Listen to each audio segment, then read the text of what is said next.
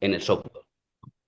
Si nos acordamos hace unos años, hace un año, ¿no? Era muy habitual, y todavía sigue siendo habitual, yo tengo mis aplicaciones de inteligencia artificial y tengo el resto de aplicaciones. Eso cada vez va a ser natural. De hecho, lo comentamos en un webinar que estuvimos. Lo normal va a ser que la aplicación tenga dentro sistemas de inteligencia artificial, ¿vale?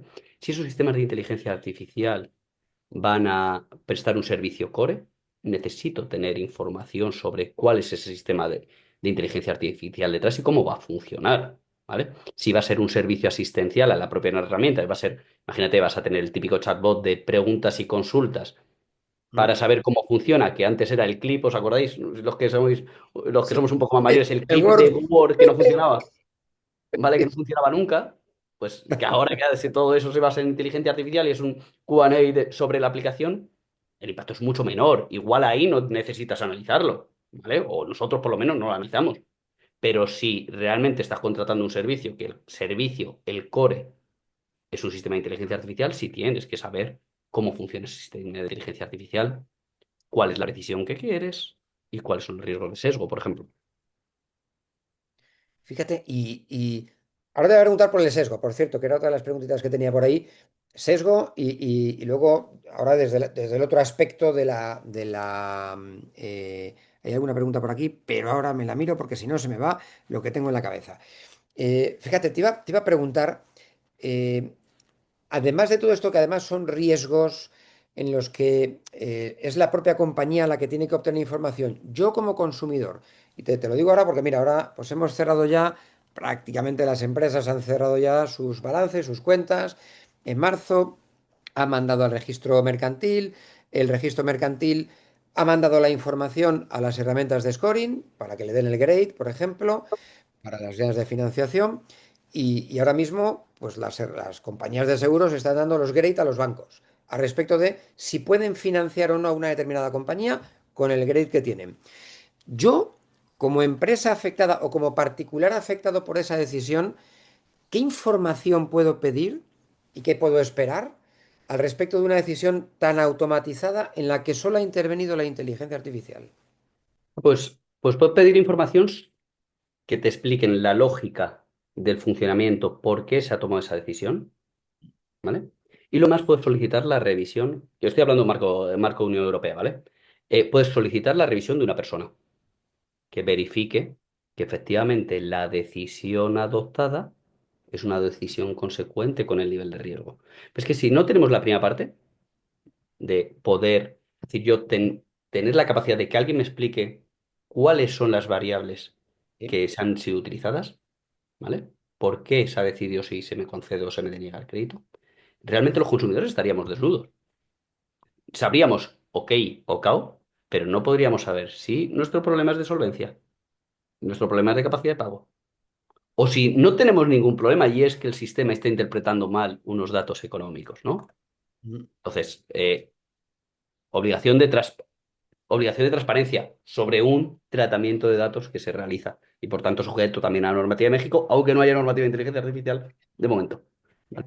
Pero fíjate, he oído que hay empresas a las que se le ha pedido eso y he dicho, no, esto está protegido por propiedad intelectual. No puedo darte todos estos datos porque te metes en las tripas de mi sistema. Me lo copias y me haces un boicot. ¿Esa es una excusa válida? Es una excusa válida, son las dos caras de la moneda, o son donde quiera mirarlo. Pero aún así, es decir, lógicamente la información que tiene de derecho a obtener el consumidor no puede afectar al secreto comercial, no va a afectar a propiedad intelectual, pero sí tiene un derecho a saber cómo se realiza la decisión, cuáles son las variables clave. Y eso no es enseñar las tripas, eso es explicar ¿Cómo las funciona? decisiones de un sistema que tú tienes, ¿vale? Mm, Había una reflexión de Banco de España, ¿no? Sobre este asunto además que hablaba así, como difícilmente se podrá explicar al consumidor cuál es, cuál es el funcionamiento del algoritmo o del modelo por detrás, pero sí tendrá que saber la lógica general del sistema, ¿vale? Mm. Sí. Fíjate, en este punto, Montserrat, muchísimas gracias, Montserrat, por la Sí. reflexión. Dice incluso el Read IA que nos resume una videollamada, incluyendo puntos clave, puedes configurar algunas cosas. Es cierto, es cierto. Yo de hecho he probado una herramienta que era curiosísima, en la que incluso decían, en este punto concreto de la conversación, tu oyente mostró visualmente mayor interés. Y dices, caray, igual estaba rascándose, o igual, no sé cómo lo midió, ¿no? Pero al final dices, bueno, es muy interesante obtener el elemento de salida. Una vez bien visto el elemento de entrada, me gustaría ver qué hay en esa cajita de dentro en la cual entra la información, o sea, cómo ha sacado esa conclusión que es al final, bueno, el reglamento, el GDPR, hablaba de esto, de, oye, el man in the loop, decía, oye, tú puedes pedir que haya una persona al otro lado que te explique cómo son las cosas. Lo que pasa es que en una entidad financiera, el man in the loop, pues nos vamos a echar a reír, ¿no? Sí, también es complicado, ¿no? En el sentido del man in the loop, ok, pero la política de riesgo de una entidad financiera no puede depender tampoco de un empleado. Entonces, hay muchas veces que el sistema de scoring toma una decisión, se comprueba que el sistema de scoring ha funcionado correctamente conforme a lo establecido en la política de riesgos que han diseñado personas humanas, y esa es la decisión correcta. No puede depender, lógicamente, la decisión de la voluntad de un analista particular, ¿vale? O las, por lo menos las entidades financieras llevan esa tendencia, ¿no? De, oye, esta es nuestra política, los analistas lo que hacen es cumplir, asegurar que se cumple la política, porque si no, no tenemos una entidad financiera o no tenemos una política de riesgo, tenemos tantas políticas de riesgo como analistas hay. Mm, Y efectivamente. sí, la solución que dice Montserrat, todas estas soluciones de tomar notas, a mí me salvan de muchísimos apuros. Y a mí A también, y mí. a todos, efectivamente, cosas que se nos olvidan. Pero es que eso nos está, a ver, antes no sabíamos 10 o 15 números de teléfonos. Yo ahora me sé el mío y porque en ocasiones lo tengo que dar.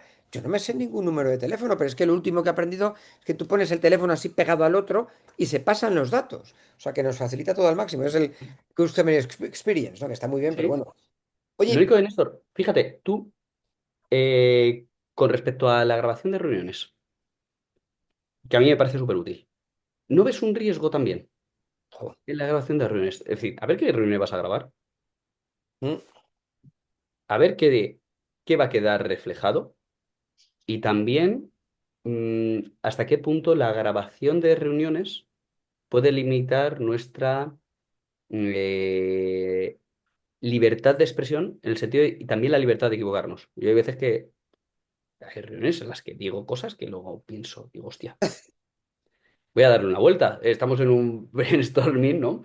El saber que hay un gran ojo que te está transcribiendo todo. No digo que no sea útil, ¿eh? Y que por supuesto hay que utilizarlas y yo soy más de utilizarlas que de no utilizarlas, pero también está esa parte, ¿no? sí, sí, sí, sí, sí. Eso es cierto que nos resta cierta frescura, pero bueno, para eso siempre está la memoria humana. Y a mí me pasa, a ver, y si estáis casados. Pues es usual que tu pareja te diga, acuérdate que el 16 de marzo de 2007 dijiste exactamente lo que dices. Pues es cierto que dije lo contrario. La verdad es que ya no me acuerdo de qué es lo que dije, pero bueno, es que ahora todo eso queda grabado en algún sitio físico incluso, ¿no? Yo no, ya es la memoria, ¿no?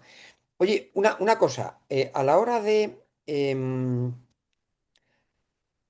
gestionar riesgos internos, ¿de acuerdo? Dentro de la Mm. compañía, una mala gestión de la inteligencia artificial está provocando incluso fugas de datos, fugas de propiedad intelectual, de propiedad industrial.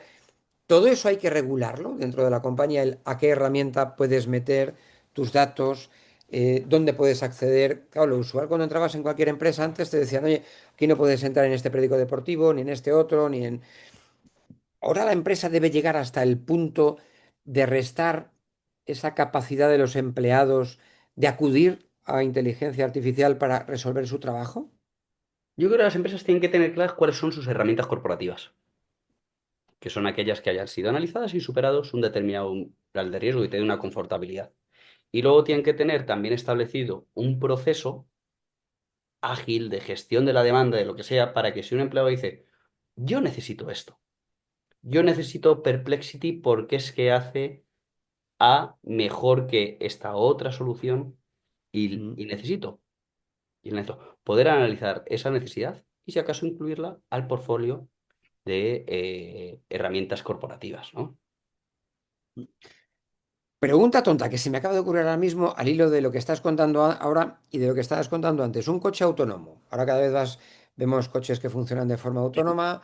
El otro día vi una imagen de no sé qué país del mundo donde los taxis o camioncitos de reparto, no sé qué, funcionaban sin conductores, sin nada. Si uno de esos vehículos atropella a un ser humano y provoca daños, ¿quién responde? ¿La compañía que se lucra? ¿El programador? ¿La empresa que ha hecho la programación? ¿Ahí quién responde, caray? Estas Esperemos, preguntas. esperemos que haya un seguro, ¿no? Pero esto pasaría. ¿Pero un seguro de quién? ¿Del vehículo? ¿Del programador? ¿De la empresa dueña del sistema? ¿Vale? Ahí tienes que, entiendo que tendrás que ver qué es lo que ha fallado, ¿no? Pero ¿quién ha provocado el daño?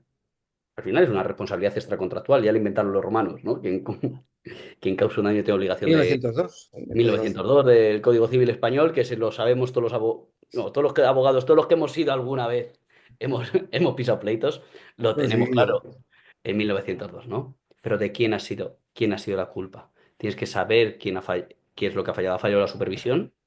¿Ha fallado el sistema automático de detección? ¿Vale? De frenado, eh, estoy poniendo un ejemplo. Aunque fallara el sistema automático de frenado, el usuario, digamos el conductor, tenía que haber estado atento y haber accionado el freno, ¿vale? Para poder atribuir la culpa. Y a estos efectos, ¿valen estos mensajitos que nos ponen de vez en cuando las inteligencias artificiales que dicen, este chisme es inteligencia artificial y puede cometer errores? ¿Vale esa exención de responsabilidad? Pues ha habido una sentencia más o menos reciente en Alemania, ¿no? A Google sobre que él puede cometer errores o que no los cometa. Es decir, perfecto, puede cometer errores, pero eso no te exime del pago por los daños y perjuicios causados. Ahí tendremos que ver muchas cosas, tendremos que ver cuáles sean las características de la herramienta. Es una herramienta de puro trial, de pura práctica, ¿vale? Pero lo que está claro es que el dolo de la negligencia, perdona, dolo y negligencia grave son Ujú. principios fundamentales que no se pueden excepcionar por una mera declaración. Sí, sí.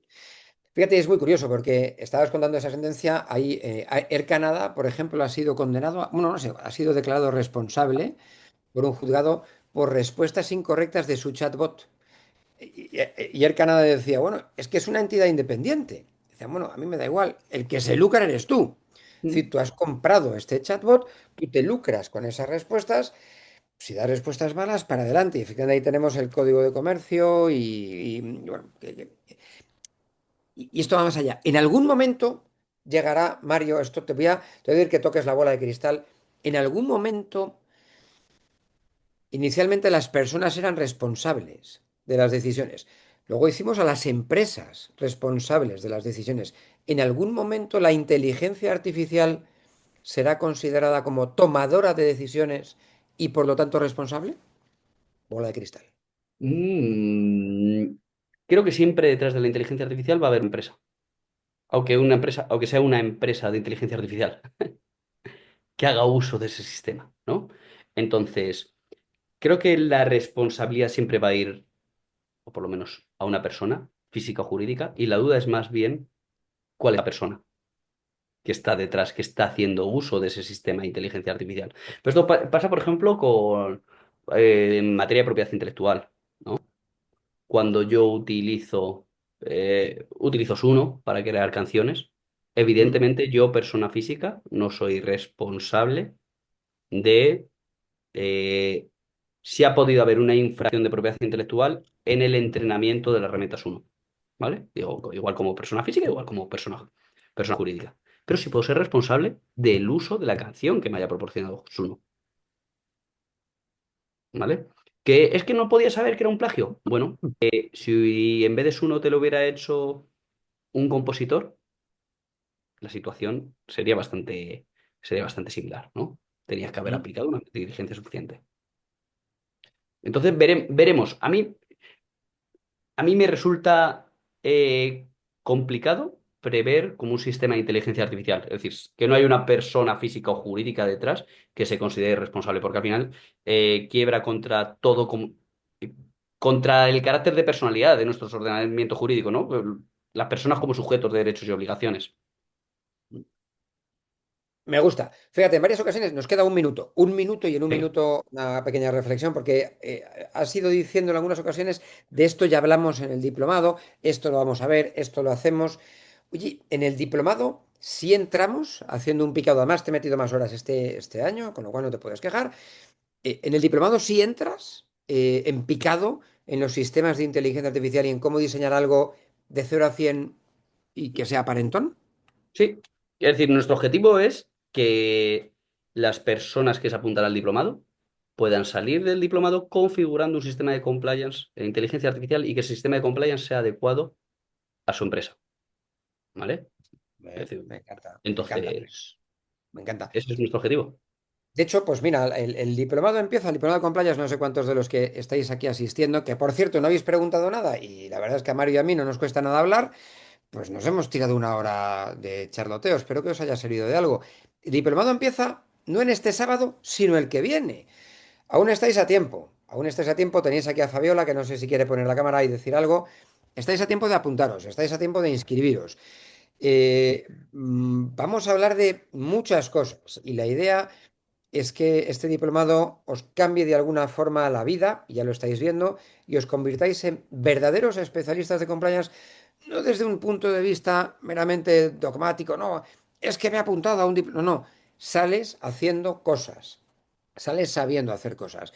De hecho, os pueden dar, aquellos que han pasado por el diplomado en otros años, os pueden contar anécdotas porque la gente, porque trabajas, vas a trabajar mucho, vas a trabajar bien y sobre todo te aseguro que vas a aprender. Es que yo soy un especialista. Vente, que te vamos a cambiar, de alguna forma te vamos a cambiar la vida. Y si tienes dudas, hablas con Fabiola y te reservas 20 minutos conmigo. Yo estoy disponible, por la semana que viene algo menos, pero estoy más o menos disponible. Te agendas 20 minutos conmigo y charlamos para ver de qué forma te puedo ayudar, porque te vas a quedar muy sorprendido.